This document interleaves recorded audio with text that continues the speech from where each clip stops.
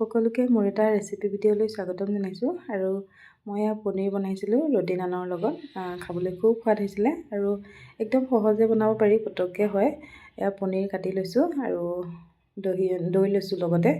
আৰু দৈ দি ইয়াতে মই কেপচিকাম, বিলাহী আৰু পিঁয়াজ সৰু টুকুৰা কৰি কাটি লৈছোঁ। ইয়াতে মই মছলাখিনি দিম: জিৰা, ধনিয়া, হালধি আৰু গৰম মছলা, নিমখ সোৱাদ অনুসৰি এইখিনি দি অকণমান সময় ভালদৰে সানি লৈছোঁ। একেবাৰে লাহেকৈ সানিছোঁ, নহ'লে পনীৰখিনি ভাগি যাবও পাৰে, গতিকে সানি লৈ হৈ গ'ল মোৰ।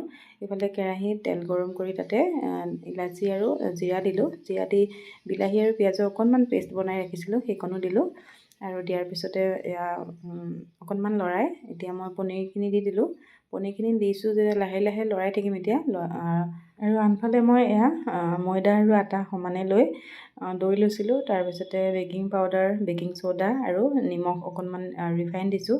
দি ধুনীয়াকৈ মাৰি আধা ঘণ্টা ৰাখি থৈছিলোঁ। আধা ঘণ্টা মানে 10 মিনিটমান ৰাখি থ'লেও হয়। আৰু ইফালে মোৰ পনীৰ চব্জি হ'বলৈই হৈছেহি। বেছি সময় একেবাৰে নালাগে, খুব কম সময়তে বনাব পাৰি। আলহী আহিলে এনেকৈ বনাই খুৱাব পাৰি। ভাতৰ লগতো খাব পাৰি বা ৰুটিৰ লগতো খাব পাৰি, লুচিৰ লগত। আৰু ৰাতিপুৱা এইখিনি চব্জি বনাই ইয়াতে ৰুটি এখন বনাই ল'ৰা-ছোৱালীক ৰ'লো বনাই দিব পাৰি। একদম সহজে হয়। আৰু এয়া মই ৰুটিখন মাৰি লৈছোঁ।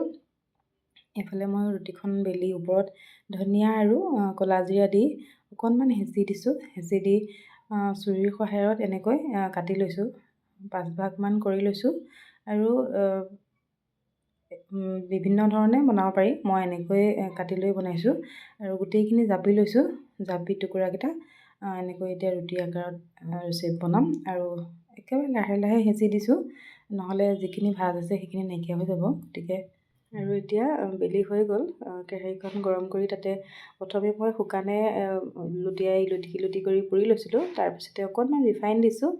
ৰিফাইনৰ ঠাইত বাটাৰো দিব পাৰে, যোনে যেনেকৈ ভাল পায় তেনেকৈ পুৰি ল'ব পাৰে। মই ৰিফাইন দি বনাই লৈছোঁ। আৰু এয়া মোৰ খাবলৈ ৰেডি হৈছেহি। আৰু গোটেইকেইখন মই বেলি লৈছোঁ। বেলি লোৱাৰ পিছতে এয়া চাওকচোন কিমান ধুনীয়া লাগিছে দেখিবলৈ, নহয়নে? আৰু ল'ৰা-ছোৱালীয়ে এনেকৈ দেখিলে খাবলৈ খুব মন কৰে। যিসকলে নাখায় এনেকৈ বনাই খুৱাব পাৰি। আৰু সিহঁতে দেখিবলৈ ভাল পালে খায়ো ভাল পায়। মই প্ৰায় সিহঁতক মই বনাই খুৱাওঁ, যিহেতু বনাই ভাল পাওঁ। সেই গতিকে মই ঘৰতে বনাই খুৱাওঁ। আৰু মই বিভিন্ন ধৰণৰ ৰেচিপি বনাই ভাল পাওঁ।